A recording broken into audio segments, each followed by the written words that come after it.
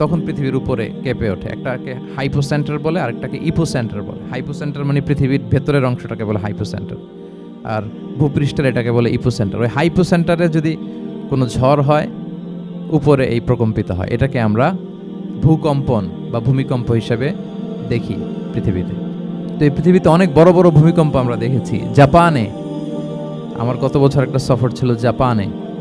তো সকাল বিকেল ভূমিকম্প হয়। এখানে তো আমরা 6 মাস 1 বছর ভূমিকম্প থেকে, ওখানে সকালে বিকেলে একটু একটু করে কাঁপতেছে।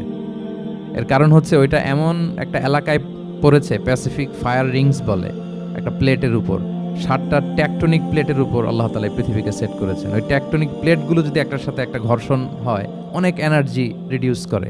ওইখান থেকে পৃথিবীর উপরে এরকম ভাইব্রেশন শুরু হয়, এই প্রকম্পনটা শুরু হয়।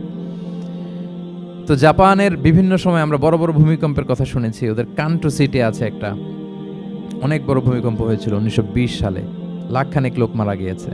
আপনাদের সুনামির কথা মনে থাকবার কথা। সুনামির কথা মনে আছে? কত সালে? 2004 সালে। এই ভূমিকম্পে পুরো একটা মহাদেশ কেঁপে উঠেছিল, দ্য এন্টায়ার এশিয়া, পুরো এশিয়াটা কেঁপে উঠেছিল। এটাকে আন্ডারসি মেগাথার্স্ট আর্থকোয়েক বলে। এত ভয়ঙ্কর ভূমিকম্প হয়েছে যে পুরো, মাঝে মাঝে ভূমিকম্পে তো 1-2টা দেশ আক্রান্ত হয়, এটা পুরো একটা মহাদেশ কেঁপে উঠেছিল। ওই ভূমিকম্পের কারণে ইন্দোনেশিয়াতে প্রায় 2.5 লাখ লোক মারা গিয়েছে, 2.5 লক্ষ।